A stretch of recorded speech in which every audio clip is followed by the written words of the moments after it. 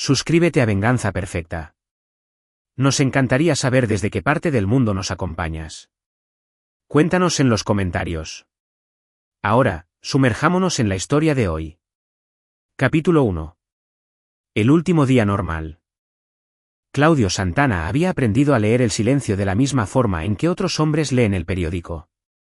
30 años en operaciones especiales de la Marina le habían enseñado que lo que la gente callaba a menudo importaba más que lo que decía. Esa tarde de jueves, cuando el auto de su hija Mónica se estacionó en la entrada de su modesta casa en Tlalpan a las 4:47 de la tarde, 2 horas antes de lo habitual, la calidad del silencio que siguió le dijo que todo había cambiado. Él estaba en el garaje, metido hasta los codos en el motor de su Dodge Charger 1970, el proyecto automotriz que lo había mantenido cuerdo desde que se retiró hace 3 años. El clic metálico de la puerta de su auto al cerrarse tuvo una finalidad que hizo que sus hombros se tensaran. No hubo una segunda puerta, ni un saludo alegre, solo pasos, vacilantes y desiguales, avanzando hacia la casa. Claudio se limpió las manos con un trapo de taller. Su complexión de 52 años aún conservaba la postura disciplinada de un soldado. Su cabello gris, cortado al ras, y su rostro curtido llevaban las marcas de 2 décadas en reconocimiento de fuerzas especiales, seguidas de otra década en roles de los que aún no podía hablar. Las operaciones en Sinaloa, las extracciones en tierra caliente, las misiones que no existían en el papel. Habían dejado cicatrices, pero también habían afilado instintos que nunca se atenuaban. La encontró en la cocina, de pie, inmóvil junto al fregadero, mirando por la ventana hacia la nada. Su saco de diseñador color azul marino, el mismo que le había mostrado con tanta emoción el mes pasado, estaba rasgado en el hombro. La bolsa de su computadora portátil yacía abandonada junto a la puerta y su contenido se desparramaba por el piso de madera. Pero fueron sus manos las que le helaron la sangre. Estaban temblando, agarrando el borde del mostrador con tanta fuerza que sus nudillos se habían puesto blancos. Mi niña, el viejo apodo salió en voz baja, con cuidado, de la misma forma en que uno se acercaría a un animal asustado. Ella no se dio la vuelta ni lo reconoció, simplemente siguió mirando por esa ventana. Su respiración salía en ráfagas cortas y controladas que le recordaron incómodamente a los soldados que había visto luchando contra ataques de pánico. Claudio había criado a Mónica solo desde que ella tenía 8 años, después de que su madre, Gloria, muriera en un accidente automovilístico. Habían sido solo ellos dos durante los años de secundaria, preparatoria y universidad. Se graduó como la mejor de su clase en el Tecnológico de Monterrey con un título en Ciencias Computacionales. Rechazó ofertas de Google y Microsoft para unirse a una prometedora startup llamada Neuralink. Quiero construir algo nuevo, papá, le había dicho hacía 6 meses, con los ojos brillando de ambición. No solo mantener el legado de alguien más. Él había estado orgulloso, tal vez demasiado orgulloso. Lo suficientemente orgulloso como para ignorar las señales de advertencia. ¿Mónica? Se acercó más, pero no la tocó. ¿Qué pasó? Finalmente se dio la vuelta, y lo que vio en el rostro de su hija de 26 años lo transportó de vuelta a la sierra de Sinaloa, a los ojos de los aldeanos que habían sobrevivido a la ocupación de los cárteles. Ese mismo shock vacío, esa misma violación. Me despidieron, dijo, con una voz distante y mecánica. Daniel me llamó a su oficina a las 2 de la tarde. Dijo que mi desempeño no estaba cumpliendo con las expectativas. Dijo que estaba despedida con efecto inmediato. Seguridad me escoltó hasta la salida. Daniel Huerta, el CEO. Claudio lo había conocido brevemente en una fiesta navideña de la empresa a la que Mónica había insistido que asistiera. Un hombre de poco más de 40 años con una dentadura costosa, un apretón de manos que duraba un segundo de más y unos ojos que se posaban en su hija de formas que hacían que a Claudio se le tensara la mandíbula. Se lo mencionó a Mónica después, con cuidado, sabiendo que ella se erizaría ante cualquier sugerencia de que no podía defenderse sola. Solo es entusiasta, papá, había dicho riendo, restándole importancia. Así es la gente en el mundo de la tecnología. Todo es intensidad y pasión. Ahora, al mirar su saco rasgado, Claudio supo que sus instintos habían tenido razón. Eso no es todo, dijo él. Y no es una pregunta. La compostura de Mónica se quebró. Su barbilla tembló. En el estacionamiento, estaba guardando mis cosas en la caja dentro del auto. Se me acercó por detrás. Me dijo. Se detuvo, tragando saliva con dificultad. Dijo que tal vez si hubiera sido más amigable durante mi empleo, las cosas podrían haber terminado de otra manera. Que no era demasiado tarde para cambiar su decisión. Las manos de Claudio se cerraron en puños, pero mantuvo su voz calmada. ¿Te tocó? Me agarró del brazo, me empujó contra el auto, puso su mano en mí. No pudo terminar. Finalmente, las lágrimas brotaron, silenciosas y devastadoras. Me zafé y conduje directo hacia acá. Él se movió entonces, atrayéndola a un abrazo mientras su mente cambiaba al modo táctico, evaluación de amenazas, recopilación de pruebas, protocolos de respuesta. Pero debajo de ese desapego profesional, algo más antiguo y primitivo se estaba agitando. Algo que había pasado 3 años en el retiro intentando enterrar. Llamaremos a la policía, dijo Claudio, buscando ya su teléfono. No puedo. Mónica se apartó, secándose los ojos. Daniel me hizo firmar un acuerdo de confidencialidad cuando me contrataron. Estaba en mi contrato de trabajo. Cualquier cosa que pase con la empresa, cualquier disputa, acepté ir a arbitraje obligatorio y mantener la confidencialidad. Su jefe de seguridad, este tipo Ricardo Blanco, me lo recordó cuando me sacaron. Dijo que si hablaba con alguien, Daniel me demandaría por todo lo que tengo. Un acuerdo de confidencialidad no cubre una agresión. Papá, no entiendes cómo funciona esto. Daniel Huerta no es cualquier CEO. Su empresa vale 70.000 millones de pesos.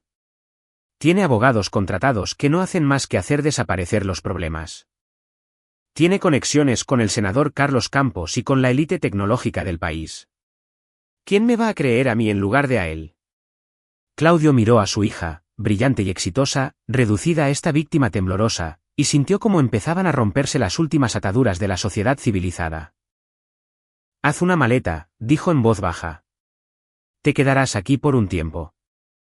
Esa noche, después de que Mónica finalmente se quedó dormida en su antigua habitación, Claudio se sentó en la oficina de su garaje e hizo lo que mejor sabía hacer, reconocimiento. Su computadora portátil civil se conectó a una VPN pagada con criptomonedas, y luego a una serie de redes encriptadas por las que había aprendido a navegar durante sus últimos años militares. Daniel Huerta, nacido en Monterrey, con un MBA de Legade Business School, ocupó puestos ejecutivos previos en 3 empresas tecnológicas antes de fundar Neuralink hace 4 años. La empresa desarrolló tecnología de interfaz neuronal impulsada por inteligencia artificial, lo que sea que eso significara. 3,500 millones de pesos en financiamiento de capital de riesgo, oficinas centrales en la Ciudad de México, residencia en el penthouse de la Torre Esmeralda, una propiedad de 1,400 millones de pesos que había salido en las noticias. Pero a Claudio no le importaba la información pública. Indagó más profundo, en los foros y foros de mensajes donde se congregaban los extrabajadores. Le tomó 2 horas encontrar los patrones. Neuralink tenía una tasa de rotación del 67% entre las empleadas durante el primer año. 3 asistentes previas de Daniel Huerta se habían ido en cuestión de meses, cada una firmando acuerdos de indemnización mejorados. En una reseña de Glassdoor que ya había sido borrada pero que seguía en el caché de las búsquedas, una ex empleada llamada Patricia Torres había escrito: tecnología brillante, cultura tóxica. El CEO crea un ambiente hostil para las mujeres. Recursos humanos existe para proteger a la empresa, no a los empleados. La reseña había sido publicada hace 14 meses. Claudio encontró el perfil de LinkedIn de Patricia, ahora trabajaba para un competidor en Guadalajara. Guardó esa información. Más búsquedas revelaron que Daniel Huerta formaba parte de la junta directiva de 2 organizaciones benéficas y publicaba regularmente sobre igualdad laboral en sus redes sociales. La hipocresía performativa hizo que Claudio torciera el labio. A las 2 de la madrugada, su teléfono desechable vibró. Número desconocido. Señor Santana, dijo una voz suave y profesionalmente modulada. Mi nombre es Félix Orozco. Soy el abogado principal de Neuralink Technologies.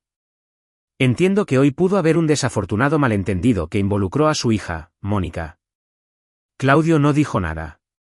Dejó que el abogado llenara el silencio. Su hija firmó un acuerdo de confidencialidad exhaustivo como parte de su empleo, continuó Félix, con cada palabra cuidadosamente elegida. Este acuerdo cubre todos los aspectos de su empleo y despido. Cualquier violación resultaría en consecuencias legales significativas. Llamo como cortesía para asegurarme de que todos entiendan la situación claramente. Aún así, Claudio permaneció en silencio, una técnica que había usado en los interrogatorios. Déjalos hablar. Deja que revelen más de lo que planeaban. El señor Huerta es un respetado hombre de negocios con una reputación intachable, prosiguió Félix, y ahora había un tono más afilado en su voz. Cualquier acusación falsa será respondida con acción legal inmediata. Tenemos imágenes de seguridad del estacionamiento que muestran que su hija se volvió agresiva y errática cuando se le informó de su despido. El señor Huerta intentaba calmarla cuando ella lo agredió. Está siendo generoso al no presentar cargos, pero esa generosidad tiene límites. La narrativa del abogado ya estaba siendo construida, pulida, convertida en un arma. Ya habían hecho esto antes. Su hija firmó un acuerdo de confidencialidad, dijo Félix, recuperando la confianza. Ella se mantendrá callada. Le sugiero firmemente que usted haga lo mismo. Que tenga buenas noches, señor Santana. La línea quedó muerta. Claudio bajó el teléfono y miró la foto en su escritorio. Él y Mónica en su graduación del TEC, ambos sonriendo, ella sosteniendo su diploma como un trofeo. Le había prometido a Gloria, antes de que ella muriera, que protegería a su hija. Le había prometido a Mónica que podría perseguir sus sueños sin miedo. Daniel Huerta había roto algo precioso y asumió que podría comprar el silencio con amenazas y abogados. Había cometido un error. Capítulo 2. El hombre en el espejo. Claudio pasó el viernes recopilando información. Pidió favores a su antigua unidad, hombres que habían pasado a la seguridad privada y tenían acceso a bases de datos a las que los civiles no podían llegar. Para el mediodía, tenía los registros financieros completos de Daniel Huerta. No la versión desinfectada disponible para los periodistas, sino la contabilidad real, las cuentas extraterritoriales, las empresas fantasma, el rastro de papel de una riqueza construida sobre las innovaciones de otros. Pero Claudio no estaba interesado en malversaciones o delitos financieros. Estaba construyendo un perfil psicológico. Daniel Huerta había nacido como Daniel Hernández en San Pedro Garza García, Nuevo León, en el seno de una familia de clase media. Su padre, Carlos Hernández, era un gerente regional de ventas que bebía demasiado y perdió su trabajo cuando Daniel tenía 15 años. Su madre, Carolina Huerta, trabajó como secretaria para mantener a flote a la familia. Daniel cambió su apellido por el de soltera de su madre, Huerta, cuando fue a la universidad, distanciándose del fracaso de su padre. En el EGADE, Daniel había sido acusado de acoso sexual por una compañera de clase, Diana Villegas, pero la queja se resolvió discretamente sin ninguna acción disciplinaria formal. En su primera startup, lo habían obligado a salir después de acusaciones de crear un ambiente laboral hostil, pero se fue con suficientes opciones sobre acciones como para estar asegurado de por vida. El patrón se repitió en su segunda empresa, luego en la tercera. Cada vez, acuerdos de confidencialidad mejorados, compensaciones económicas superiores. Silencio comprado con dinero e intimidación. Pero Daniel había aprendido de cada incidente en el que casi era descubierto. Para cuando fundó Neuralink, se había rodeado de protección. Ricardo Blanco, su jefe de seguridad, era un ex policía despedido de la Secretaría de Seguridad Ciudadana, SSC, de la CDMX por quejas de uso excesivo de la fuerza. La junta directiva de la empresa estaba llena de sus hermanos de fraternidad e inversores que solo se preocupaban por las ganancias. Félix Orozco, el abogado, se especializaba en disputas laborales y tenía la reputación de utilizar tácticas de litigio agresivas que enterraban a las víctimas bajo facturas legales.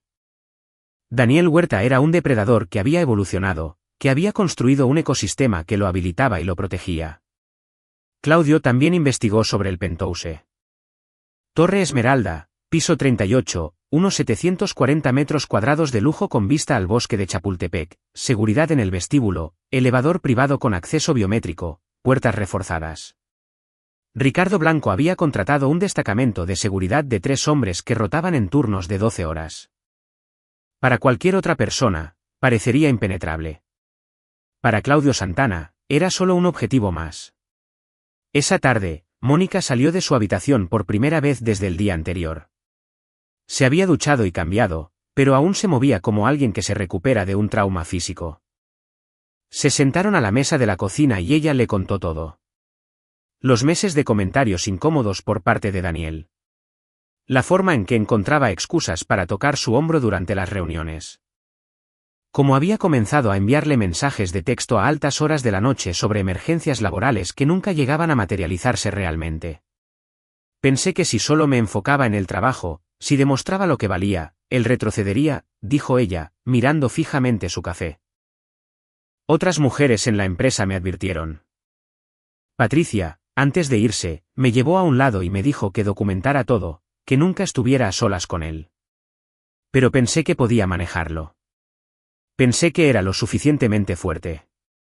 Eres fuerte, dijo Claudio con firmeza. Esto no se trata de fuerza. Se trata de un hombre que abusa del poder. Papá, ¿qué vamos a hacer? Incluso si vamos a la policía, incluso si me creen, ¿serán sus abogados contra qué? Mi palabra. Lo alargará durante años. Destruirá mi reputación en la industria. Nunca volveré a trabajar en tecnología. No se equivocaba. Claudio había visto cómo se desarrollaban estas cosas. El sistema estaba diseñado para proteger a personas como Daniel Huerta. Pero Claudio no había pasado 3 décadas en operaciones especiales porque confiara en el sistema. ¿Confías en mí?, preguntó. Mónica levantó la vista, escudriñando su rostro. Por supuesto. Entonces necesito que confíes en mí por los próximos días. Quédate aquí. No contactes a nadie de Neuralink. No publiques en redes sociales. ¿Puedes hacer eso?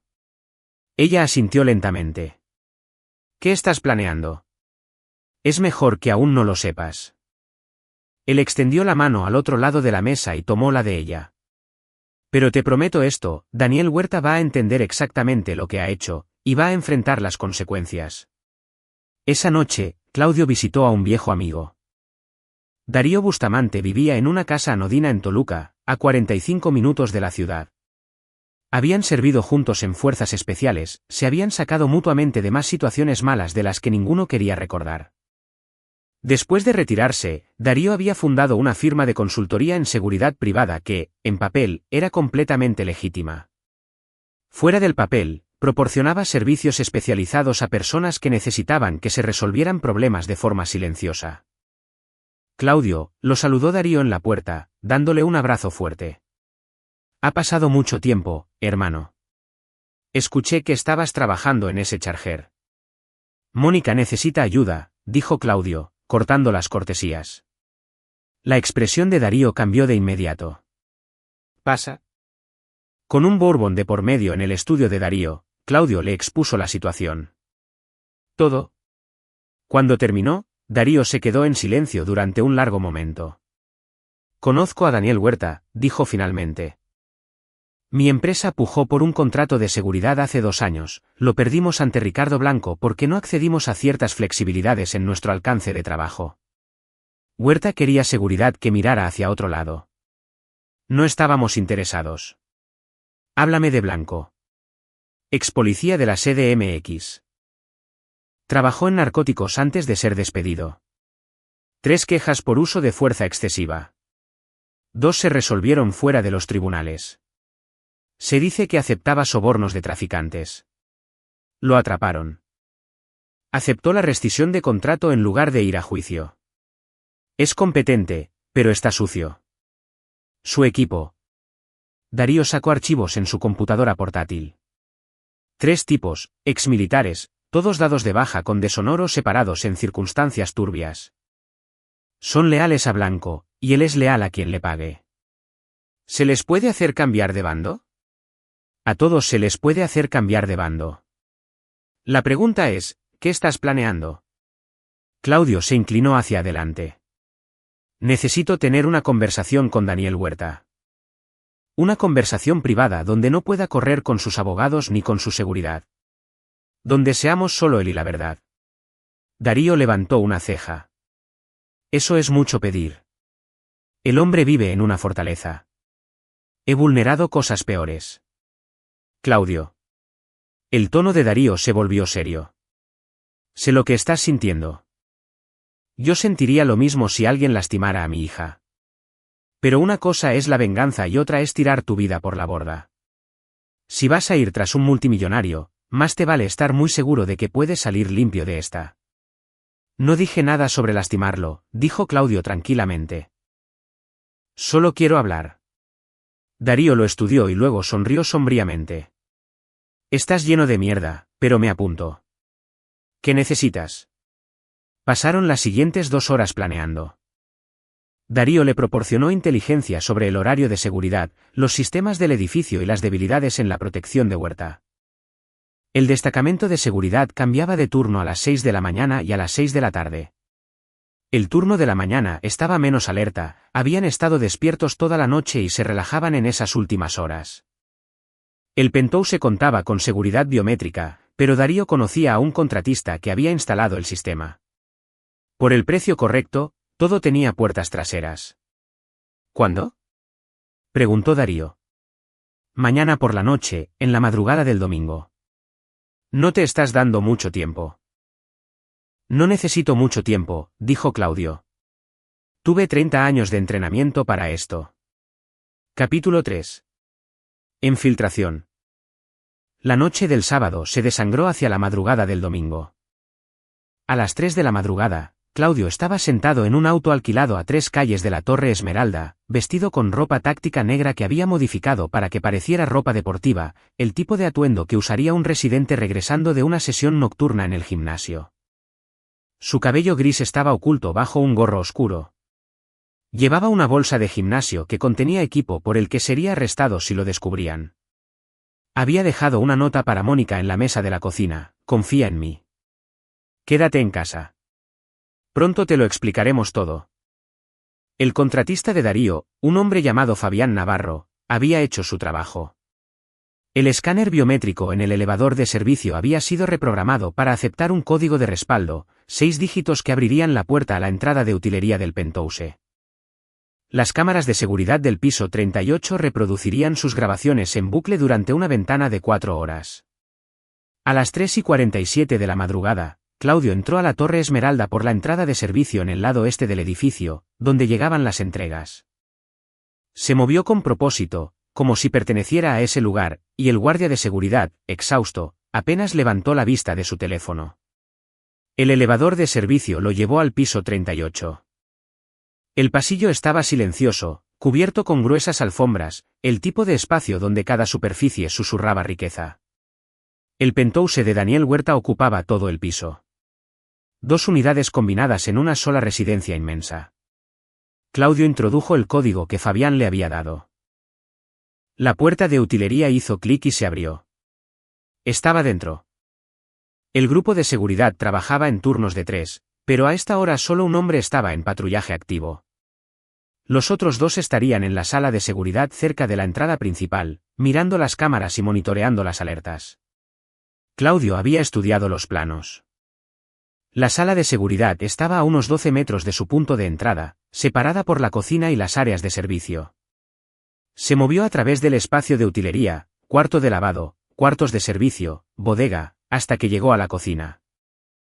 Los electrodomésticos de grado comercial brillaban bajo la tenue iluminación. Más allá estaba la gran sala, y después de eso, la suite principal donde dormía Daniel Huerta. Claudio miró su reloj. 4:02 de la madrugada. El guardia de ronda debería estar revisando los balcones del ala oeste justo en ese momento. Avanzó a través de la cocina, pasando por una mesa de comedor con capacidad para 20 personas, hacia un pasillo bordeado de arte moderno que probablemente costaba más que la casa de la mayoría de las personas. La suite principal estaba al fondo, con puertas dobles que no estaban cerradas con llave. ¿Por qué habrían de estarlo con la seguridad que había en el edificio? Daniel Huerta dormía solo en una cama California King, vistiendo pijamas de seda. La habitación olía a colonia costosa y a privilegios. Las ventanas de piso a techo mostraban el horizonte de la CDMX, la torre latinoamericana iluminada a lo lejos. Claudio se quedó a los pies de la cama durante 10 segundos, solo observando respirar al hombre. Pensando en el saco rasgado de Mónica, sus manos temblorosas, la violación en sus ojos. Luego se movió a la sala de seguridad. Los dos guardias estaban exactamente donde Darío había predicho. Uno mirando las pantallas, el otro navegando por su teléfono. Ninguno de los dos escuchó a Claudio acercarse por detrás. Ninguno tuvo tiempo de reaccionar antes de que él aplicara presión en sus arterias carótidas, cortando el flujo de sangre a sus cerebros. Cayeron inconscientes, pero ilesos, en sus sillas. Claudio les ató las manos y los pies con cinchos de plástico y los amordazó con eficiencia profesional. Había hecho esto docenas de veces en operaciones en múltiples países. Estos hombres eran unos novatos comparados con los enemigos que él había enfrentado. El guardia móvil regresó 7 minutos después y caminó hacia la misma trampa. Con la seguridad neutralizada, Claudio regresó a la recámara. Sacó una jeringa de su bolsa de gimnasio, un sedante que había adquirido a través de canales que no le explicaría a nadie, ni siquiera a Darío. No era suficiente para causar un daño permanente, solo lo justo para mantener a Daniel Huerta dócil durante la siguiente hora. Se lo inyectó en el brazo a Huerta. El CEO se movió inquieto, murmuró algo y luego se hundió más profundamente en la inconsciencia. Claudio trabajó rápido. Aseguró a Huerta a la base de la cama con correas de sujeción diseñadas exactamente para este propósito. Cada extremidad estaba atada a un poste de la esquina, estaba abierto de brazos y piernas, y completamente vulnerable. Luego, colocó una silla a los pies de la cama, se sentó y esperó. El amanecer se coló por las ventanas, cambiando el horizonte de la ciudad del negro al gris y luego al dorado. Claudio vio salir el sol sobre la ciudad a la que su hija llamaba hogar. Y pensó en todas las veces que había esperado de esta manera en Culiacán, en la Sierra de Durango, en lugares cuyos nombres no podía pronunciar. Esperando a que los objetivos despertaran, esperando a que comenzaran las misiones. Esto no era diferente, solo más personal. A las 5:43 de la madrugada, los ojos de Daniel Huerta se abrieron parpadeando. Miró fijamente el techo durante un momento, confundido, y luego trató de moverse. Las ataduras lo detuvieron y su confusión se convirtió en pánico. «Buenos días», dijo Claudio en voz baja desde las sombras. La cabeza de Huerta giró bruscamente hacia la voz. Sus ojos se agrandaron al asimilar la situación. El extraño en su dormitorio, las ataduras, su seguridad desaparecida. «¿Quién carajos eres?» La voz de Huerta estaba ronca por el miedo, intentando sonar con autoridad. «¿Sabes quién soy? ¿Tienes idea de lo que acabas de hacer?» «Sé exactamente quién eres, Daniel». Claudio se inclinó hacia la luz. «La pregunta es, ¿sabes tú quién soy yo?» Huerta entrecerró los ojos y luego un destello de reconocimiento cruzó por su rostro. «Eres el padre de Mónica. De la fiesta de Navidad. Buena memoria. Soy Claudio Santana, y ayer tu abogado me llamó. Félix Orozco. Me dijo que mi hija firmó un acuerdo de confidencialidad. Que se mantendrá callada sobre lo que le hiciste». El rostro de Huerta pasó por varias expresiones: miedo, cálculo, desafío. Se decidió por la indignación. «Tu hija me atacó. Tengo imágenes de seguridad que prueban que se volvió violenta cuando la despidieron por bajo rendimiento. Si hay alguna víctima aquí». Claudio cruzó la habitación antes de que Huerta pudiera terminar la oración. Su mano se cerró alrededor de la garganta del CEO, no apretando lo suficiente como para cortarle el aire, solo lo necesario para prometer que podía hacerlo. «Déjame explicarte algo, Daniel», dijo Claudio, con la voz perfectamente tranquila.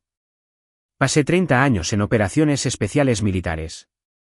He interrogado terroristas, derrocado líderes y eliminado objetivos en 16 países. Hablo 4 idiomas y puedo matar a un hombre de más de 20 maneras distintas con mis propias manos. ¿Entiendes lo que eso significa?» Los ojos de Huerta estaban muy abiertos por el terror. Todo pretexto de autoridad había desaparecido. Significa que sé exactamente cómo hacer hablar a alguien, cómo descubrir la verdad, cómo aplicar la presión adecuada para destruir las mentiras. Claudio soltó su garganta. También significa que sé cuando alguien está mintiendo. Y tú, Daniel, eres un mentiroso. Regresó a su silla, dejando que las palabras asimilaran. Tu equipo de seguridad está vivo, continuó Claudio. Están inconscientes y atados, pero ilesos. Aún no te he lastimado. Esto puede mantenerse civilizado o puede volverse muy incómodo. Eso depende enteramente de ti. ¿Qué quieres? La voz de Huerta se quebró. ¿Dinero? Puedo pagarte. Lo que quieras. No quiero tu dinero. Quiero que entiendas algo. Claudio sacó su teléfono y comenzó a buscar entre sus fotos. Durante las últimas 24 horas, investigué sobre ti. ¿Te gustaría saber lo que encontré? No esperó una respuesta. Diana Villegas, EGADE Business School, 2009. Denuncia de acoso sexual resuelta discretamente. Andrea Barrios, TechCorp Solutions, 2015. Ambiente de trabajo hostil, acuerdo de indemnización mejorado. Patricia Torres, Neuralink, 2024. Despido constructivo, otro acuerdo de confidencialidad. Y esos son solo los que encontré fácilmente. ¿Cuántos otros, Daniel? ¿A cuántas mujeres has lastimado? ¿Cuántas vidas has dañado porque creíste que tu riqueza y posición te hacían intocable? Fueron malentendidos, tartamudeó Huerta. Situaciones consensuadas que fueron malinterpretadas. Calle. La voz de Claudio bajó a un susurro que de alguna manera era más aterrador que un grito. No estoy aquí para debatir. Estoy aquí para entregarte un mensaje que recordarás por el resto de tu vida. Se levantó, caminó hacia la ventana y miró a la ciudad. Lastimaste a mi hija. La atacaste. Luego usaste abogados y acuerdos para amenazarla y silenciarla.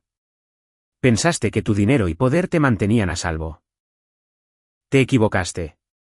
Claudio se volteó para mirarlo de frente. Esta es la primera lección, Daniel. Tú no tocas a mi hija. Haré que te arresten, intentó Huerta una vez más. Allanamiento de morada, secuestro, agresión.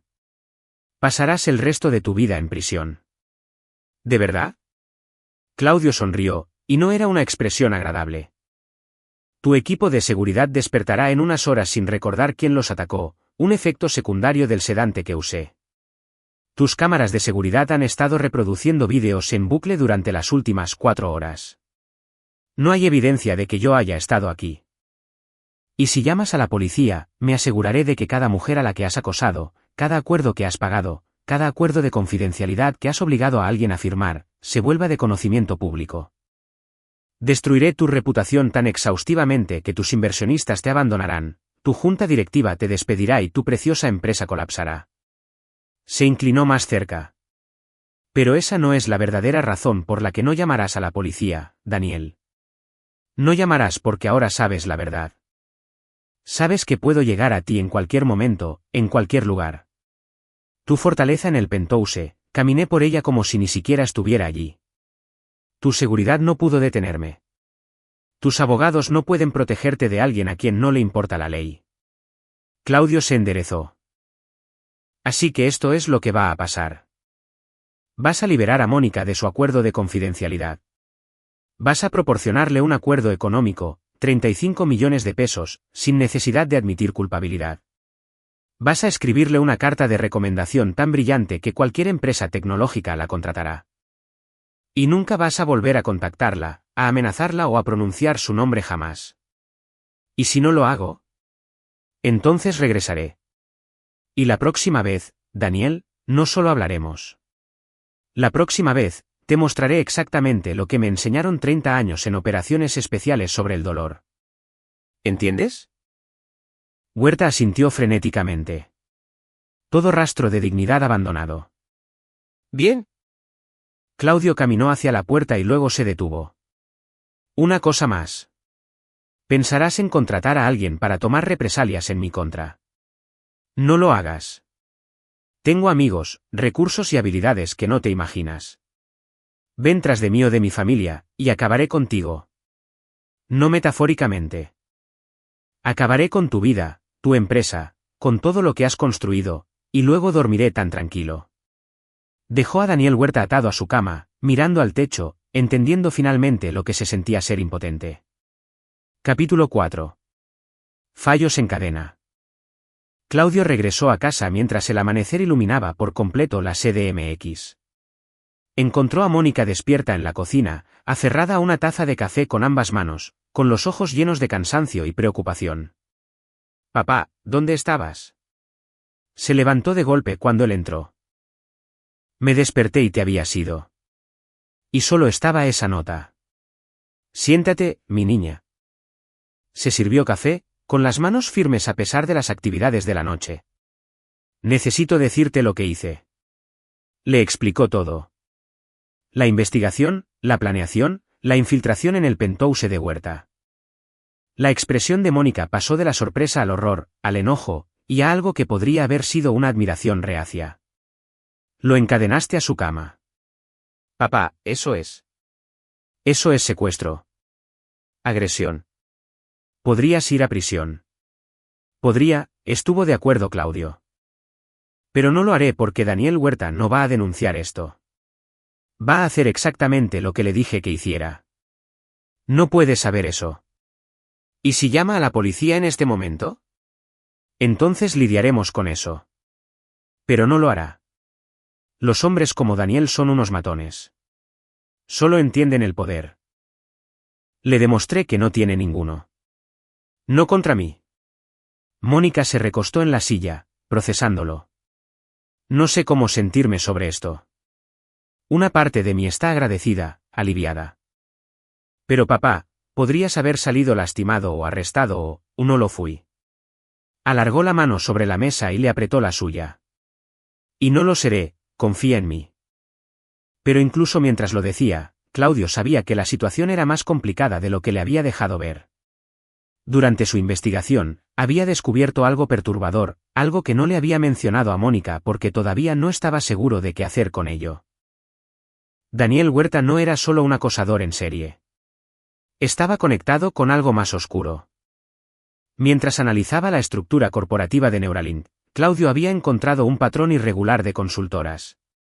Siempre mujeres, siempre contratadas por periodos de 3 a 6 meses, siempre pagadas a través de empresas fantasma. 5 en los últimos 2 años.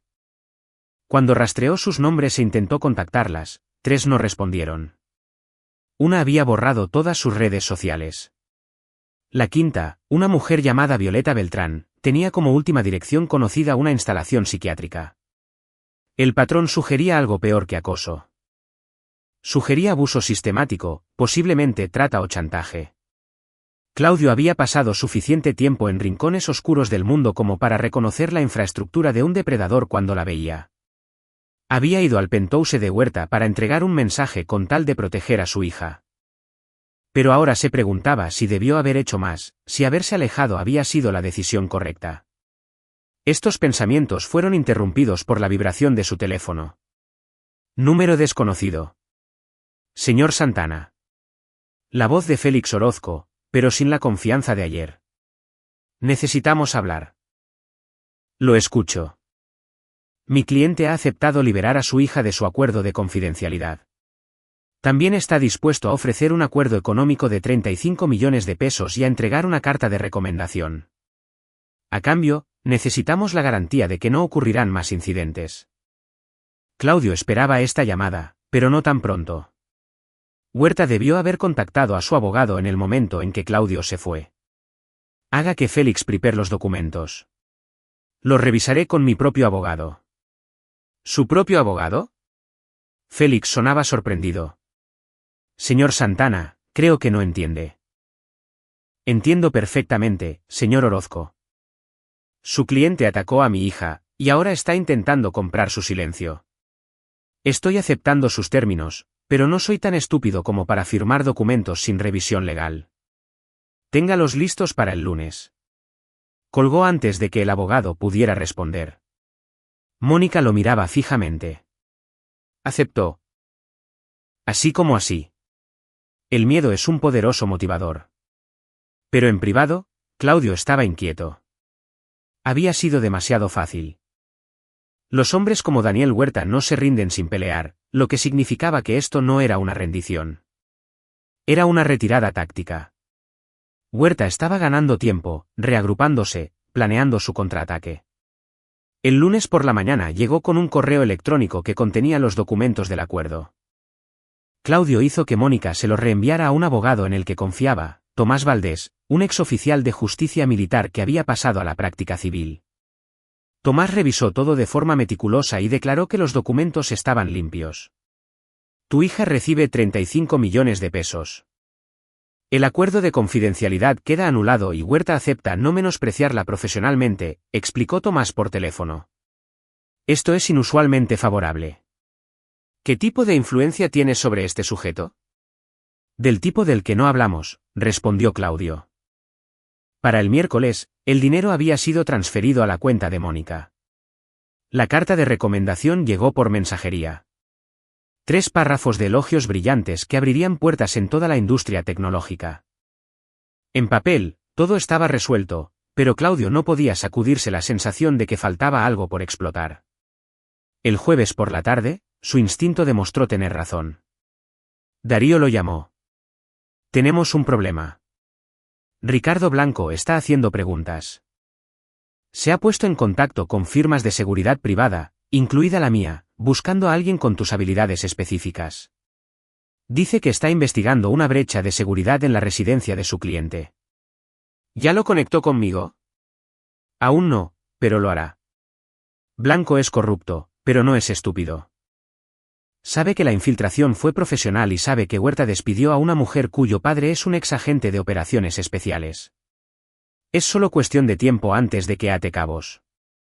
Claudio había anticipado esto. ¿Cuál es el siguiente movimiento de Blanco? Es difícil decirlo. Si yo fuera él, buscaría restaurar mi reputación. Una brecha de seguridad bajo su guardia lo hace quedar como un incompetente. Necesita una victoria. Eso probablemente significa ir a por ti. Ya sea para probar que tú lo hiciste o para tomar represalias. Que venga, la voz de Claudio era tranquila. No soy difícil de encontrar. Pero esa noche, cuando una camioneta tipo SUV negra se estacionó afuera de su casa y no se movió durante 2 horas, Claudio se dio cuenta de que la situación estaba escalando más rápido de lo que esperaba. Salió, caminó directamente hacia el vehículo y golpeó la ventana del conductor. El cristal bajó. Ricardo Blanco estaba al volante, un hombre de cuello grueso con ojos apagados y la arrogancia de un policía que no se había desvanecido con su despido de la fuerza. Señor Santana. ¿Le importa si hablamos? No tengo nada que decirle. Creo que sí, Blanco sonrió sin calidez. Verá, he estado revisando las grabaciones de seguridad de la Torre Esmeralda. Las cámaras estaban en bucle. Muy profesional, pero siempre hay un margen de error. 3 cuadros mostraban a alguien entrando al elevador de servicio usando un gorro y ropa deportiva. Complexión como la suya, moviéndose como usted. Claudio mantuvo su expresión neutral. Interesante teoría. ¿Puede probarlo? Todavía no, pero lo haré. Y cuando lo haga, el señor Huerta presentará todos los cargos disponibles. Pasará la próxima década en prisión. Oh, dijo Claudio lentamente, usted podría aceptar que no logró proteger a su cliente y seguir adelante con su vida. A menos que quiera que empiece a hacer preguntas sobre su tiempo en la policía de la CDMX. Escuché que Asuntos Internos tenía un expediente bastante abultado sobre usted antes de que aceptara esa liquidación. El rostro de Blanco se oscureció. ¿Me está amenazando? Sugiero que ambos tenemos cosas que preferimos que sigan enterradas. Usted me deja en paz, yo lo dejo en paz. Parece justo. Por un largo momento, se miraron fijamente. 2 hombres que habían vivido en la violencia, que entendían las reglas del poder. Esto no ha terminado, dijo finalmente Blanco. El señor Huerta quiere respuestas. Y me paga muy bien para obtenerlas. Subió la ventana y se alejó.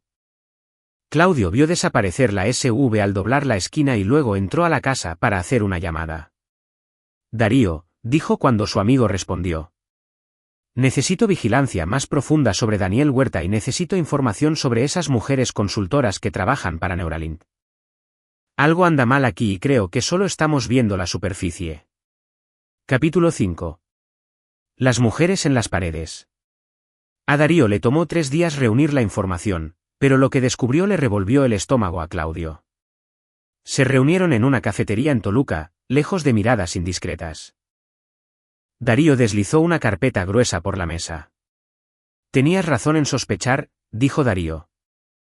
Neuralink ha empleado a 15 consultoras en los últimos 4 años, todas contratadas a través de empresas fantasma, todas con contratos a corto plazo. Logré rastrear a 7 de ellas. 3 aceptaron hablar fuera del registro. Claudio abrió la carpeta. Fotos, expedientes de empleo, informes médicos. Fueron reclutadas de la misma manera, continuó Darío. Abordadas en conferencias tecnológicas o a través de LinkedIn. Les ofrecieron contratos de consultoría lucrativos. El trabajo era legítimo al principio. Programación, diseño de interfaz, análisis de datos, pero luego las cosas cambiaban. Huerta comenzaba a obligarlas a trabajar hasta tarde a solas con él. Hacía insinuaciones. Si lo denunciaban, amenazaba sus carreras. Si se resistían, escalaba ¿a qué? Darío apretó la mandíbula. Drogó al menos a 2 de ellas. Hay fotos, vídeos.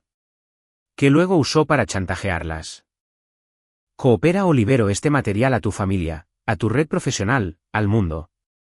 Una mujer, Susana Chávez, intentó suicidarse después de que él publicara el material de todos modos cuando ella amenazó con hacerlo público. Claudio sintió que la rabia se acumulaba en su pecho, pero la reprimió. La rabia te vuelve descuidado. Necesitaba mantenerse alerta. ¿Qué pasa con Violeta Beltrán? ¿La que está en la instalación psiquiátrica? Hablé con su hermano, Gerardo Carmona. Darío sacó un documento separado. Trabajó para Neuralink por 4 meses. Durante ese tiempo, fue agredida sexualmente de forma repetida por Huerta. Cuando intentó renunciar, él le mostró vídeos que había grabado sin su conocimiento. Material explícito que destruiría su carrera. Ella tuvo un colapso total. Su hermano la encontró en su departamento después de haber estado desaparecida por 2 días. Estaba catatónica. Ha estado en tratamiento durante 8 meses y aún se niega a hablar sobre lo que pasó. ¿Sabe su hermano quién hizo esto? Lo sospecha, pero no tiene pruebas. Neuralink pagó su atención psiquiátrica a través de una empresa fantasma. Por supuesto, comprando su silencio. Claudio cerró la carpeta, con las manos temblando de una furia apenas controlada. Lo que le había hecho a Huerta, encadenarlo a su cama, asustarlo. De repente parecía grotescamente insuficiente. Esto no era solo acoso. Era depredación sistemática, posiblemente trata de personas, definitivamente explotación que había destruido vidas. ¿Dónde está Ricardo Blanco en todo esto?, preguntó. En medio de todo. 3 de las mujeres mencionaron que el jefe de seguridad de Huerta estuvo presente durante algunos incidentes. Una dijo que Blanco le puso drogas en la bebida en un evento de la empresa. Otra dijo que él ayudó a Huerta a ocultar evidencia cuando ella intentó contactar a la policía.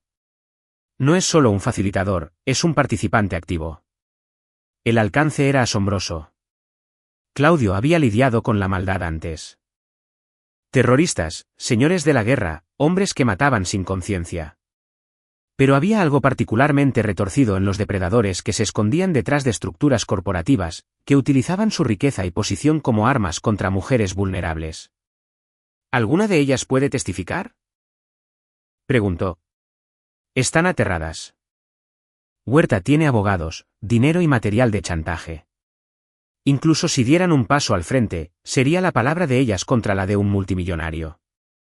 El sistema legal no está diseñado para manejar esto. No, pensó Claudio. Pero yo sí. Esa noche, se sentó con Mónica y le mostró todo, censurando los detalles más gráficos, pero mostrándole el patrón, el alcance, la naturaleza sistemática de los crímenes de Huerta. Ella se quedó en silencio durante mucho tiempo después de que él terminó. Cuando finalmente habló, su voz sonaba hueca. Había rumores. Mujeres que habían dejado la empresa a veces se acercaban en LinkedIn, advirtiendo a las nuevas empleadas. Pero Recursos Humanos siempre lo desestimaba diciendo que eran exempleadas descontentas. Pensé que solo tuve mala suerte. Pero cometí un error al estar a solas con él. Esto no fue tu culpa, dijo Claudio con firmeza. Nada de esto lo fue. Huerta es un depredador. Tiene experiencia, es sofisticado. No podías haberlo sabido. Pero ahora sí lo sabemos. Mónica lo miró y él vio acero en sus ojos. Su hija encontrando su fuerza de nuevo. Entonces, ¿qué vamos a hacer al respecto? Voy a detenerlo, dijo Claudio simplemente. ¿Cómo? Ya lo asustaste, lo hiciste pagarme. Pero claramente eso no fue suficiente. Sigue ahí afuera, sigue lastimando gente. Entonces necesito hacer algo más que asustarlo. Claudio se levantó y caminó hacia la ventana. Afuera, la ciudad brillaba en la oscuridad, hermosa e indiferente. Necesito desmantelar todo lo que ha construido. Su empresa, su reputación, su libertad. Y necesito hacerlo de una manera que proteja a las víctimas y asegure que nunca más pueda volver a hacer esto. Eso suena a una guerra. Lo es. Y he peleado en guerras antes. Se volvió hacia su hija. Pero necesito tu ayuda.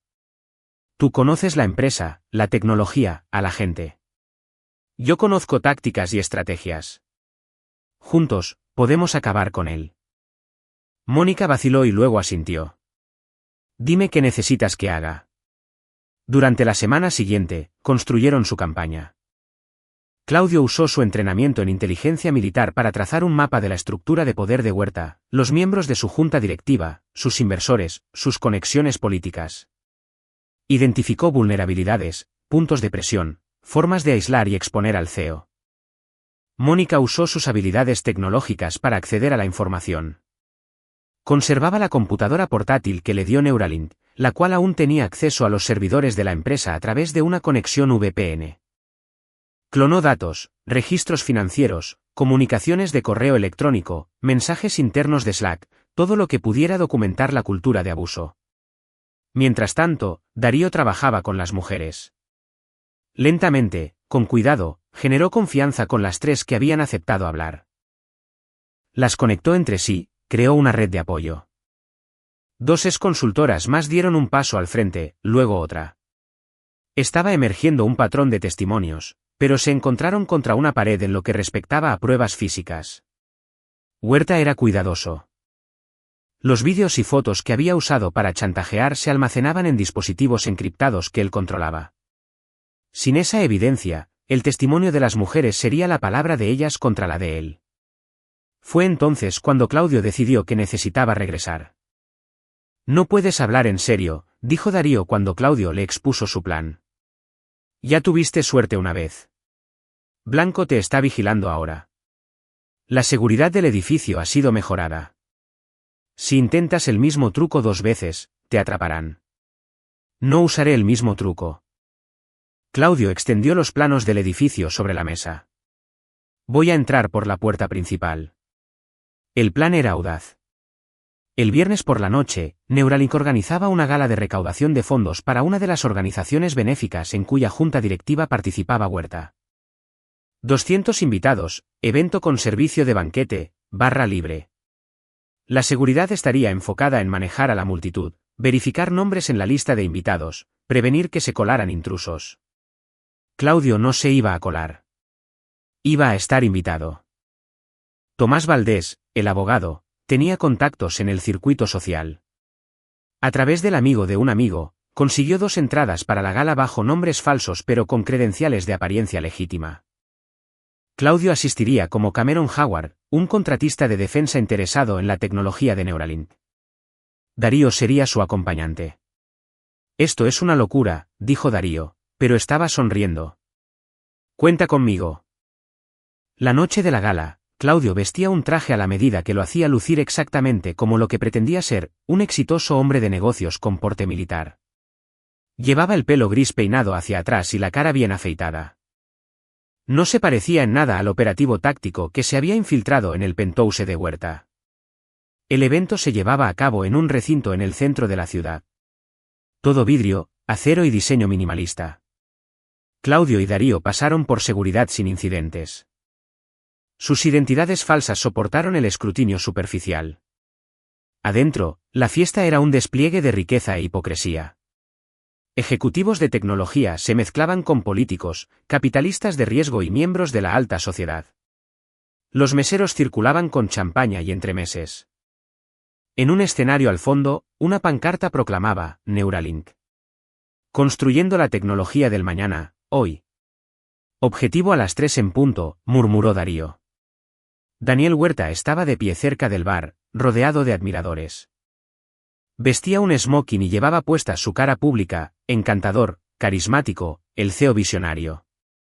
Se reía de algo que había dicho una política local, con la mano apoyada posesivamente en la parte baja de su espalda.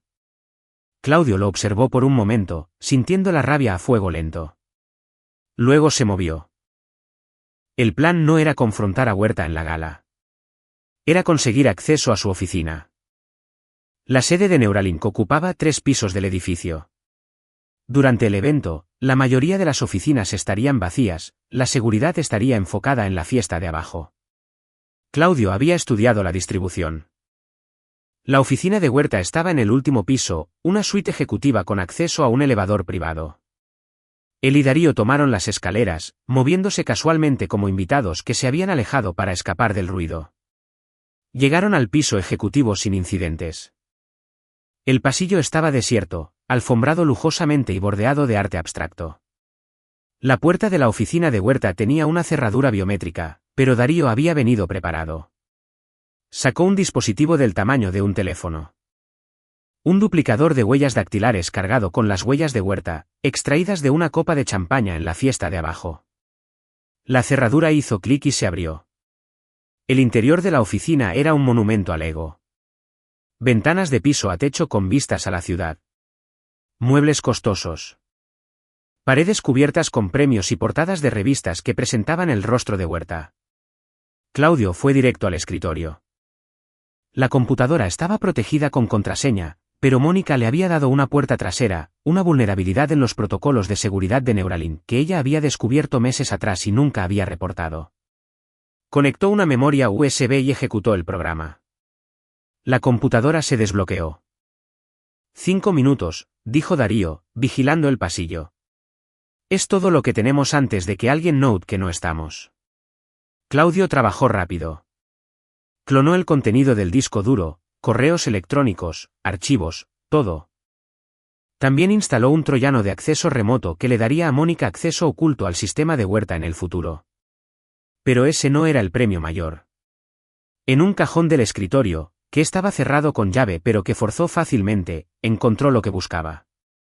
Una tableta, encriptada. Pero Mónica lo había instruido sobre cómo eludir la seguridad de Neuralink.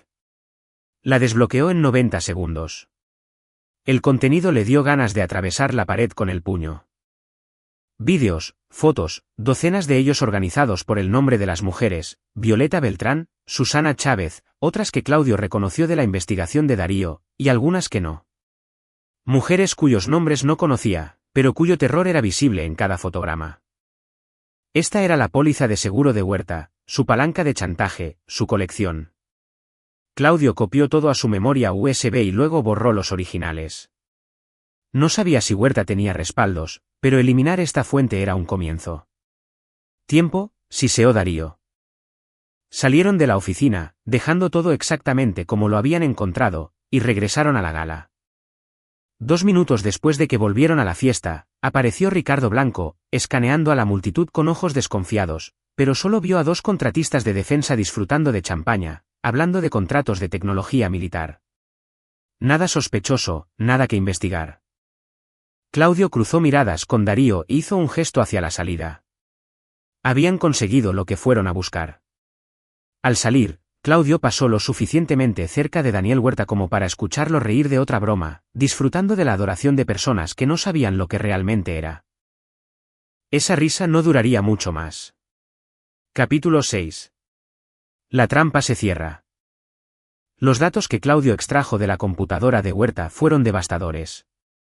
Mónica pasó 2 días revisando todo, cruzando referencias de correos electrónicos con registros financieros, construyendo una línea de tiempo de abuso que abarcaba años. Esto no es solo acoso, dijo, levantando la vista de su computadora portátil con ojos horrorizados. Está organizado, es sistemático.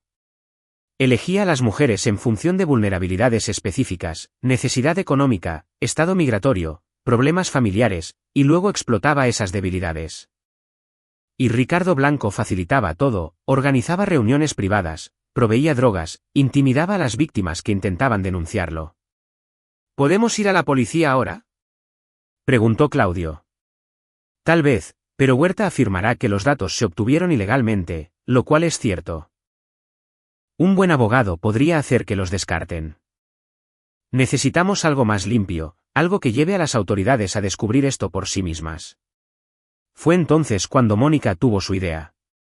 ¿Y si no vamos a la policía? ¿Y si vamos con las víctimas y las ayudamos a ellas a ir a la policía? Darles la evidencia que necesitan para presentar denuncias legítimas con una cadena de custodia limpia. Claudio consideró esto. Huerta todavía tiene recursos. Sus abogados atacarán la credibilidad de ellas. No si varias mujeres se presentan simultáneamente con evidencia y testimonios que se corroboran entre sí. Eso no es coincidencia. Es un patrón. Ni siquiera los mejores abogados pueden hacer desaparecer eso. Era una buena estrategia, pero requería convencer a mujeres traumatizadas de que revivieran sus peores experiencias. Claudio no estaba seguro de tener el derecho a pedirles eso. Pero Darío hizo las presentaciones y, para sorpresa de Claudio, las mujeres estuvieron dispuestas a escuchar. No a él era un recordatorio demasiado grande de la violencia masculina. A Mónica. Su hija se reunió con 5 de ellas para tomar café en rincones tranquilos de la ciudad y compartió su propia historia. El ataque en el estacionamiento, el miedo, la vergüenza, pero también la ira y la decisión de defenderse. No les pido que hagan nada con lo que no se sientan cómodas, les dijo Mónica. Pero si quieren justicia, si quieren asegurarse de que nunca más le haga esto a nadie, puedo ayudarlas. Tenemos evidencia, tenemos recursos y nos tenemos la una a la otra. 3 mujeres aceptaron dar un paso al frente. Luego 4. Luego 6. Darío usó sus contactos para encontrarles un abogado, no a alguien de las altas esferas corporativas, sino a una exfiscal llamada Ana Benítez, quien se había forjado su reputación metiendo a la cárcel a hombres poderosos. Ella revisó la evidencia que proporcionó Mónica y vio lo que todos veían, un caso procesable. Esto es suficiente para que la policía consiga una orden de cateo, dijo Ana en una reunión en su oficina. Una vez que estén investigando oficialmente, surgirá más evidencia. Sus correos electrónicos de la empresa, sus finanzas. Todo será citado judicialmente. Este hombre va a caer. Pero antes de que pudieran avanzar, Ricardo Blanco hizo su movimiento. El jueves por la noche, Claudio estaba en su garaje trabajando en el charger cuando su sistema de seguridad le alertó de movimiento en el patio trasero. Soltó sus herramientas y sacó una Sig Sauer P226 de un cajón bajo llave, una de las varias armas que había conservado de su servicio militar. 3 hombres entraron por la puerta trasera con una eficiencia ensayada. No era Blanco en persona, sino su equipo de seguridad, los mismos hombres que Claudio había neutralizado en el penthouse de Huerta. Estaban ahí por venganza. El primer hombre en entrar nunca vio venir a Claudio. Un golpe corto y brutal a la garganta lo hizo caer, jadeando. El segundo dudó, lo cual fue su error. Claudio lo desarmó y usó su propia arma para controlarlo. El tercer hombre era más inteligente. Se había quedado atrás, y ahora apuntaba su arma a Claudio. No te muevas, dijo el hombre. El señor Blanco quiere hablar contigo. ¿Vas a venir con nosotros? No lo creo. Claudio mantuvo su propia arma apuntando al segundo hombre. Un impas mexicano. Podemos hacer esto por las buenas o por las malas, dijo el tercer hombre. De cualquier manera, vas a venir. Fue entonces cuando Mónica apareció en el umbral detrás de él, sosteniendo una escopeta que Claudio le había enseñado a usar años atrás. O pueden irse, dijo ella con calma. En este momento, antes de que llame a la policía y denuncie una invasión armada a nuestra casa. Los 3 hombres se congelaron, reevaluando la situación. Esperaban lidiar con un soldado retirado. No con un soldado y su hija armada en una posición defendible. El señor Huerta no va a dejar pasar esto, dijo finalmente el tercer hombre, bajando su arma. Lo humillaste, lo avergonzaste. Quiere respuestas, y quiere que seas castigado. No puedes esconderte de él. No me estoy escondiendo, respondió Claudio. Pero dile a Ricardo y a su jefe esto, tengo pruebas de todo lo que ha hecho Daniel Huerta. Cada crimen, cada víctima, todo. Si algo nos pasa a mí o a mi hija, esa evidencia se hará pública de inmediato. A la prensa, a la policía, a sus inversionistas, a todo el mundo. Su vida se acaba. Díganle eso. Los hombres se retiraron, arrastrando con ellos a su colega que aún jadeaba. Después de que se fueron, Claudio puso un brazo alrededor de Mónica. Ahora ella estaba temblando a medida que la adrenalina disminuía. Eso fue increíblemente valiente, dijo él. E increíblemente estúpido. Podrían haberte disparado. A ti también, papá. Esto se está volviendo peligroso. Tal vez deberíamos ir a la policía ahora mismo. Lo haremos mañana. Pero esta noche, debemos asumir que Huerta sabe que vamos tras él, lo que significa que estará haciendo sus propios movimientos.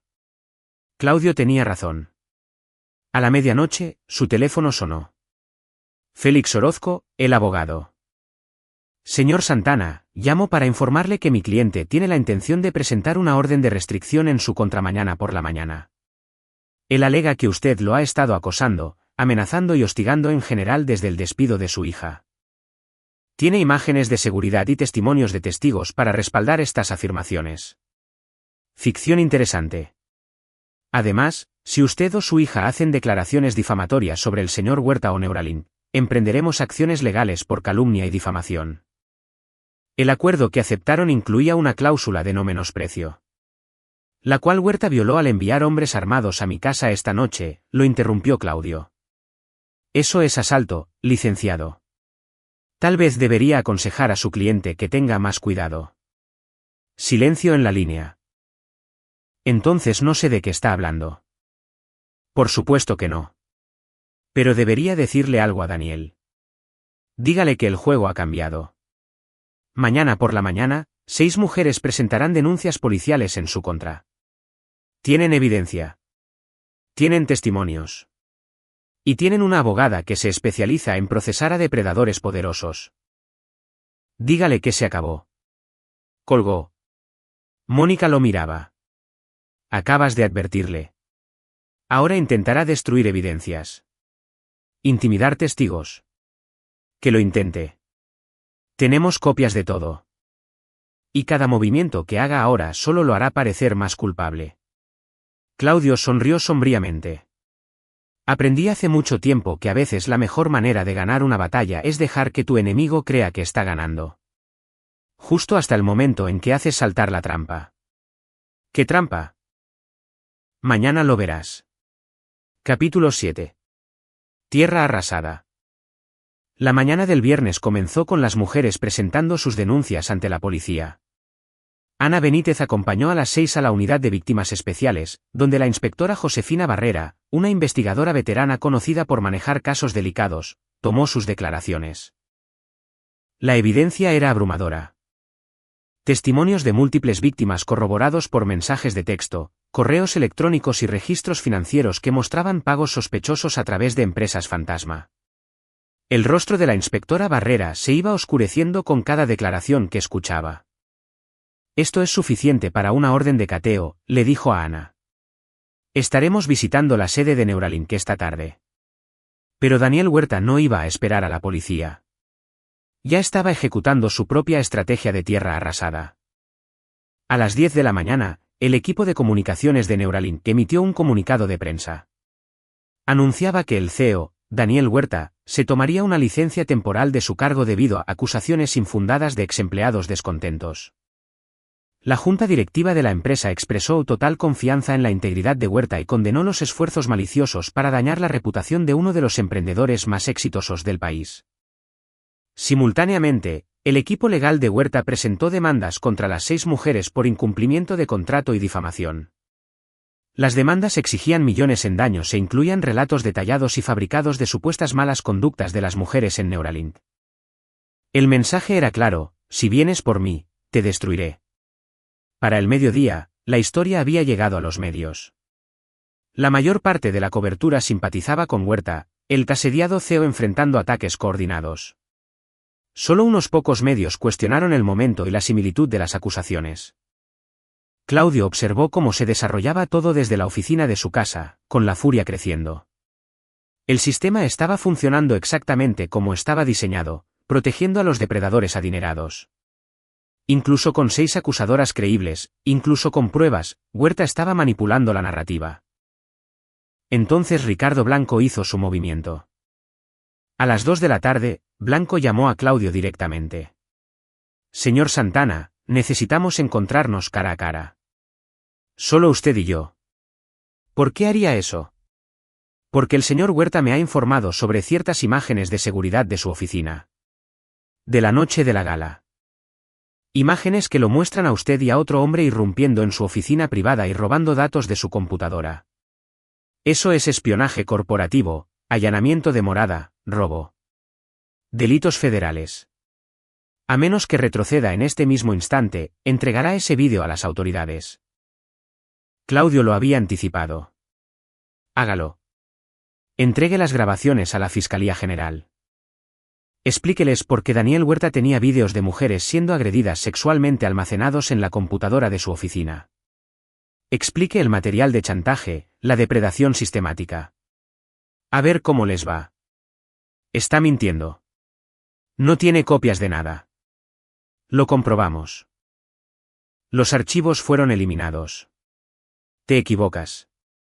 Tengo todo. Y si me pasa algo, todo se hará público de inmediato. Así que, aquí está mi contraoferta, Ricardo. Testificas contra Huerta. Le dices a la policía todo lo que hiciste, todo lo que te ordenó hacer. A cambio, tal vez consigas inmunidad. Tal vez solo pases unos años en prisión en lugar de décadas. Está loco si cree que voy a delatar a mi cliente. ¿Lo estoy? Porque desde donde estoy sentado, eres cómplice de múltiples delitos graves. Drogaste mujeres. Facilitaste agresiones. Intimidaste testigos. Cuando todo esto salga a la luz, y lo hará, vas a caer junto con él. A menos que cooperes. Hubo una larga pausa. Luego Blanco colgó. Pero Claudio había escuchado algo en esa pausa. Duda. Miedo. El principio de la autoconservación imponiéndose a la lealtad. Esa tarde, la inspectora Barrera y otros 2 oficiales llegaron a Neuralink con una orden de registro. Incautaron computadoras, archivos y los dispositivos personales de Huerta. Los empleados observaron conmocionados cómo los investigadores sacaban cajas de evidencia de la suite ejecutiva. Daniel Huerta no estaba ahí. Había huido a su penthouse, rodeándose de abogados y elementos de seguridad. Para la noche, la narrativa de los medios estaba cambiando. Un diario nacional publicó una nota: 6 mujeres denuncian abuso sistemático por parte de CEO de tecnología. El reportero había hablado con Ana Benítez y revisado parte de la evidencia. El artículo era cuidadoso, revisado legalmente, pero contundente en sus detalles. Otros medios lo siguieron. Al caer la noche, el hashtag escándalo Neuralink era tendencia en redes sociales. Los empleados publicaban de forma anónima sobre la cultura tóxica. Ex-empleados compartían sus propias historias. El muro protector alrededor de Daniel Huerta se estaba agrietando. A las 9 de la noche, Tomás Valdés llamó a Claudio. Tienes que ver esto. La junta directiva de Huerta acaba de emitir un comunicado. Lo están poniendo bajo suspensión administrativa inmediata e iniciando una investigación independiente. Sus inversionistas están nerviosos. Esto es más grande que problemas legales. Su empresa está en riesgo de colapsar. Bien, dijo Claudio, pero no es suficiente. Tiene que enfrentar cargos criminales. Barrera está armando un caso, pero estas cosas toman tiempo. Meses, tal vez años. ¿Puedes esperar tanto? Claudio pensó en Violeta Beltrán, catatónica en una clínica psiquiátrica. En el intento de suicidio de Susana Chávez. En el saco rasgado de Mónica y en sus manos temblorosas. No, dijo, no puedo. Esa noche, Claudio tomó una decisión. Había sido un soldado sujeto a reglas de enfrentamiento y leyes militares. Pero ya no era un soldado. Era un padre cuya hija había sido lastimada, y ahora estaba operando bajo reglas más antiguas. Reglas primarias. Llamó a Darío. Necesito un favor más. El más grande de todos. Dime. Necesito que logres que Ricardo Blanco coopere. Lo que sea necesario. Amenázalo. Sobórnalo. Convéncelo. No me importa. Pero necesito que testifique contra Huerta. Todo para el registro. Eso es ambicioso. Blanco se enfrenta a mucho tiempo en la cárcel. Si coopera, podría decidir que su mejor opción es quedarse callado y esperar lo mejor. Entonces cambia su cálculo. Hazle entender que quedarse callado garantiza que caerá con Huerta. Pero cooperar le da una oportunidad. Darío se quedó en silencio por un momento. Entonces me estás pidiendo que haga algo que probablemente es ilegal. Te estoy pidiendo que me ayudes a conseguir justicia para mujeres que han sido lastimadas, y para mi hija. ¿Me ayudarás? Otra pausa. Luego, sí, lo haré. Pero Claudio, después de esto, estamos a mano. No más favores, no más misiones. Me estoy volviendo demasiado viejo para esto. Trato hecho. Capítulo 8. El punto de quiebre. El sábado por la mañana, Darío rastreó a Ricardo Blanco hasta un bar en una plaza comercial en el sur de la ciudad, donde estaba ahogando sus problemas en alcohol a las 11 de la mañana. Darío se deslizó en el asiento frente a él. Tenemos que hablar, dijo Darío. Blanco levantó la vista con los ojos inyectados en sangre. ¿Quién carajos eres tú? Alguien que puede ayudarte o lastimarte. Tú eliges. Darío deslizó una carpeta por la mesa. Ahí tienes la documentación de todo lo que has hecho para Daniel Huerta. Compra de drogas a través de tus viejos contactos en narcóticos. Intimidación de testigos. Obstrucción de la justicia. Te enfrentas a 20 años como mínimo. El rostro de Blanco palideció mientras hojeaba la carpeta. ¿De dónde sacaste esto? No importa. Lo que importa es que te estoy dando una oportunidad. Testifica contra Huerta. Cuéntale a la policía todo. A cambio, la fiscalía podría ofrecerte inmunidad o una reducción de condena. Podrías salir bien librado de esta. Huerta me destruirá si hablo. Huerta está acabado, dijo Darío rotundamente. Su empresa está implosionando. Sus inversionistas lo están abandonando, y la policía tiene suficiente evidencia para procesarlo. La única pregunta es si tú vas a caer con él. Toma la decisión inteligente, Ricardo. Sálvate. Blanco miró fijamente los documentos y luego a Darío. Necesito pensarlo. Tienes hasta el lunes por la mañana. Después de eso, esta carpeta irá a la fiscalía y perderás cualquier oportunidad de hacer un trato. Darío se levantó y se alejó, dejando a Blanco a solas con su conciencia y su miedo. Mientras tanto, Claudio recibió una visita inesperada. Tomás Valdés llamó al mediodía, con voz urgente. Tienes que venir a mi oficina ahora. Hay alguien aquí que quiere hablar contigo. 30 minutos después, Claudio entró en la sala de conferencias del abogado y se encontró cara a cara con Gerardo Carmona, el hermano de Violeta Beltrán. Gerardo tenía poco más de 30 años, alto y delgado, con el aspecto exhausto de alguien que había estado peleando por demasiado tiempo. Se puso de pie cuando Claudio entró. Señor Santana, gracias por reunirse conmigo, dijo Tomás. Él es quien ha estado investigando a Daniel Huerta. Así es. Su hermana. ¿Cómo está? La expresión de Gerardo se tensó. Sigue en el centro de salud. No ha hablado en 8 meses. Los doctores dicen que tal vez nunca se recupere completamente del trauma. Apretó los puños. Quiero ayudar. Sea lo que sea que esté haciendo para derribar a Huerta, quiero ser parte de ello. Es peligroso, dijo Claudio. Huerta está contraatacando. Tiene abogados, dinero. No me importa. Destruyó la vida de mi hermana. Alguien tiene que hacerlo pagar. Gerardo sacó su propia carpeta. También lo he estado investigando durante meses. Tengo evidencia de otras víctimas, otros crímenes, cosas que tal vez ni siquiera usted sepa. Claudio tomó la carpeta.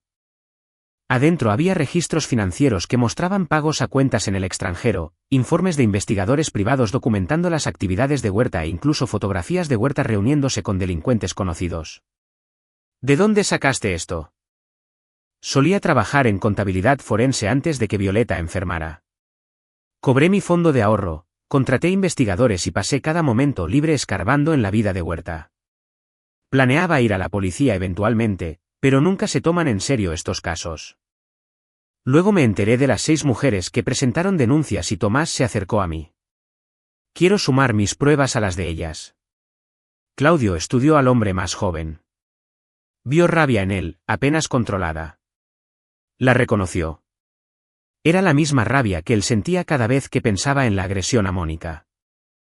De acuerdo, dijo Claudio. Trabajaremos juntos. Pero lo haremos con inteligencia. Nada de fantasías de venganza, nada de justicieros. Construiremos un caso que meta a Huerta tras las rejas por el resto de su vida. De acuerdo. Gerardo asintió. De acuerdo. Pero quiero estar ahí cuando lo arresten. Quiero que sepa que el hermano de Violeta ayudó a destruirlo.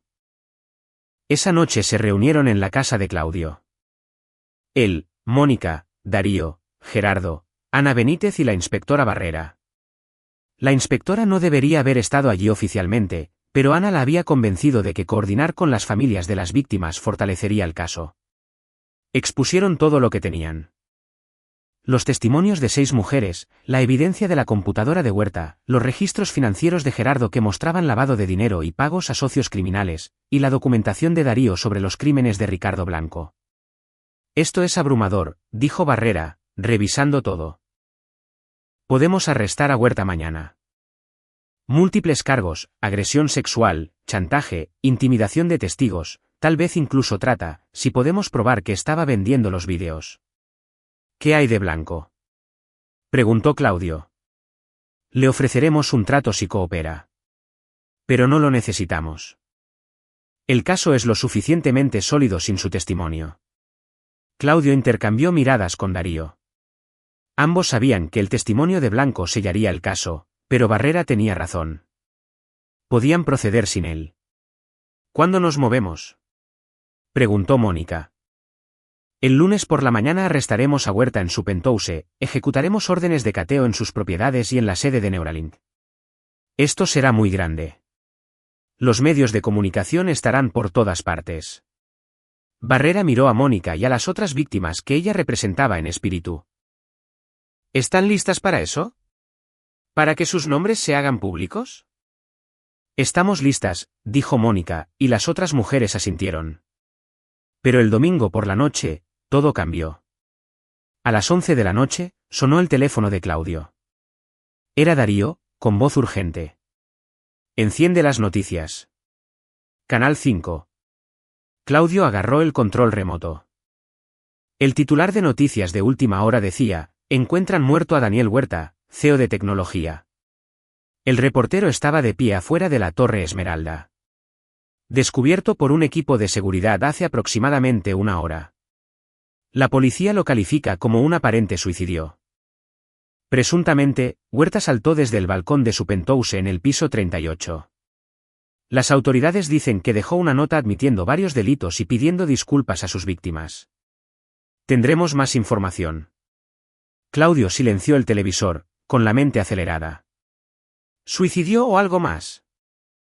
Su teléfono volvió a sonar. Era la inspectora Barrera. Señor Santana. Necesito preguntarle dónde estuvo esta noche. En casa. Toda la noche. Mi hija puede confirmarlo. Bien, porque ahora mismo esto parece un suicidio, pero necesito descartar un homicidio. ¿Se le ocurre a alguien que pudiera querer muerto a Huerta? Claudio pensó en Ricardo Blanco, enfrentando 20 años de prisión. En Gerardo Carmona, cuya hermana tenía la vida destruida. En docenas de posibles sospechosos con agravios legítimos. La mitad de la ciudad tenía motivos, dijo cuidadosamente. Pero, inspectora, si esto realmente fue un suicidio, tal vez sea porque Huerta sabía que estaba atrapado. Sabía que no había salida. Tal vez, dijo Barrera, sin sonar muy convencida. Me pondré en contacto. Después de que colgó, Mónica bajó las escaleras. Papá, tú. No, dijo firmemente. Yo no lo hice. Yo quería que enfrentara a la justicia, que fuera a juicio, que rindiera cuentas. Yo no quería esto. Pero aun al decirlo, no pudo evitar sentir una oscura satisfacción. Daniel Huerta estaba muerto. De una forma u otra, enfrentaría las consecuencias de sus actos. Su teléfono vibró con un mensaje de texto de un número desconocido. El problema está resuelto. No es necesario agradecer. Considéranos a mano. RB. Claudio se quedó mirando el mensaje y luego lo borró. Ricardo Blanco había tomado su decisión. Eliminar la amenaza en lugar de testificar en su contra. Ya fuera que él mismo hubiera empujado a Huerta o simplemente lo hubiera convencido de saltar, el resultado era el mismo. El depredador estaba muerto. Capítulo 9. Consecuencias. La muerte de Daniel Huerta no puso fin a la historia. La aceleró. La nota de suicidio recuperada por la policía era una confesión parcial. Huerta admitía haber tenido relaciones inapropiadas con empleadas y errores de juicio respecto a su conducta laboral. Se disculpaba con cualquiera que se sintiera agraviado por sus acciones.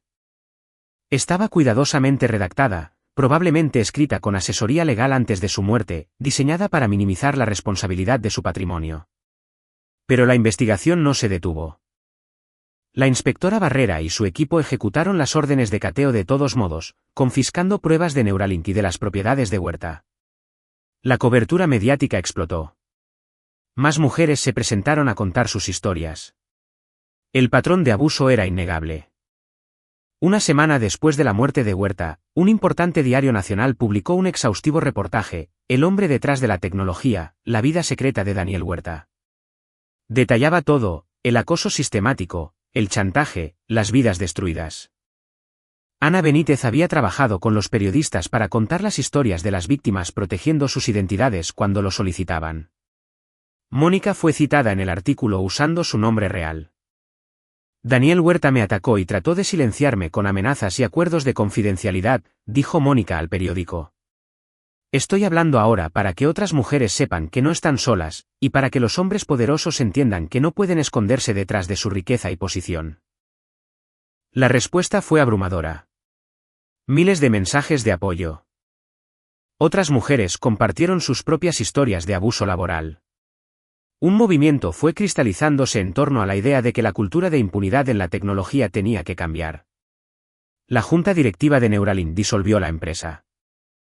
Los activos se vendieron, y las ganancias se destinaron a un fondo de compensación para víctimas establecido por Ana Benítez. La tecnología que Huerta afirmaba estar construyendo, la interfaz neuronal impulsada por IA, resultó ser en gran medida puro humo, a años de ser viable de todos modos. Ricardo Blanco desapareció. Darío escuchó a través de sus contactos que se había ido de la ciudad, posiblemente del país. Sin Huerta para pagarle el salario, sin trabajo ni prospectos, se había desvanecido en la clase de agujeros a los que se arrastran los hombres como él. La policía nunca concluyó oficialmente si la muerte de Huerta había sido suicidio o asesinato. La nota sugería suicidio, pero los forenses no pudieron descartar que hubiera sido empujado. El caso permaneció técnicamente abierto, pero sin testigos ni más pruebas, eventualmente quedó inactivo. A Claudio no le importaban los detalles. Lo que importaba era que Huerta se había ido y no podía lastimar a nadie más. 3 meses después, en una tarde de sábado a finales de marzo, Claudio estaba en su garaje dándole los últimos toques al Charger. El motor ronroneaba perfectamente, el cromo brillaba, un proyecto finalmente terminado después de 3 años de trabajo. Mónica salió llevando 2 cervezas. Se había mudado de nuevo a su propio departamento, pero lo visitaba regularmente. Había empezado a tener entrevistas con empresas de tecnología. La carta de recomendación que Huerta había proporcionado, irónicamente, le estaba ayudando a conseguir entrevistas en las mejores firmas. Su trauma aún estaba presente, aún era algo que trabajaba con un terapeuta, pero estaba sanando. Se ve hermoso, papá, dijo, entregándole una cerveza. Gracias. Estoy pensando en sacarlo mañana. ¿Quieres venir? Me encantaría. Se apoyó contra la mesa de trabajo. Hoy me enteré de Patricia Torres. Está organizando una conferencia sobre seguridad laboral en el mundo de la tecnología. Quiere que dé una charla. ¿Lo harás? Creo que sí. Es aterrador, pero ya no quiero esconderme. Huerta me quitó bastante. No dejaré que me quite también la voz. Claudio sintió que el orgullo le inflaba el pecho. Su hija, brillante, resiliente, fuerte de formas que no tenían nada que ver con la destreza física. Estoy orgulloso de ti, mi niña. Estoy orgullosa de nosotros, corrigió ella. Hicimos esto juntos. Tú, Darío, Gerardo, todas las mujeres que dieron un paso al frente. Detuvimos a un depredador. Se quedaron en un cómodo silencio por un momento, bebiendo sus cervezas, escuchando los sonidos suburbanos de una tarde de sábado. Niños jugando baloncesto en la calle, una podadora de césped, pájaros cantando. Normal. Seguro. Hogar. Papá, dijo finalmente Mónica, ¿puedo preguntarte algo? Siempre. Esa noche que fuiste al Penthouse de Huerta la primera vez, cuando lo encadenaste a su cama. ¿Ibas a matarlo? Claudio consideró la pregunta cuidadosamente. No. Quería asustarlo, demostrarle que no era intocable. Pero no fui a matarlo. Ese no soy yo. Pero si hubieras sabido entonces lo que descubrimos después, sobre todas las otras mujeres, los vídeos, todo. Él la miró a los ojos. No lo sé. Me gustaría pensar que aún habría elegido el camino legal, construir un caso, buscar la justicia a través del sistema. Pero honestamente, si hubiera sabido toda la magnitud de lo que él había hecho. Hizo una pausa. Hay una parte de mí que siempre será un soldado, que sabe que a veces la misión requiere tomar decisiones difíciles. ¿Crees que Blanco lo mató? Creo que Blanco vio un problema y lo resolvió de la manera más eficiente a su alcance. Ya sea que eso signifique empujar a Huerta por el balcón o convencerlo de saltar, no lo sé, y he decidido que no necesito saberlo. Mónica asintió lentamente. Una parte de mí se siente culpable por no estar más triste por la muerte de Huerta. ¿Está mal?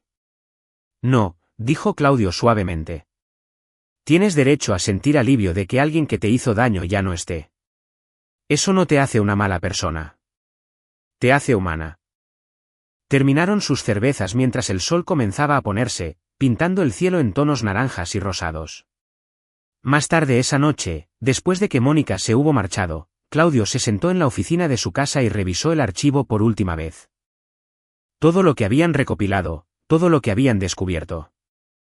Luego creó una copia de seguridad encriptada, la almacenó en 3 ubicaciones seguras distintas y eliminó las copias locales, por si acaso, solo como un seguro, porque en 30 años de servicio militar había aprendido que las misiones nunca terminan realmente.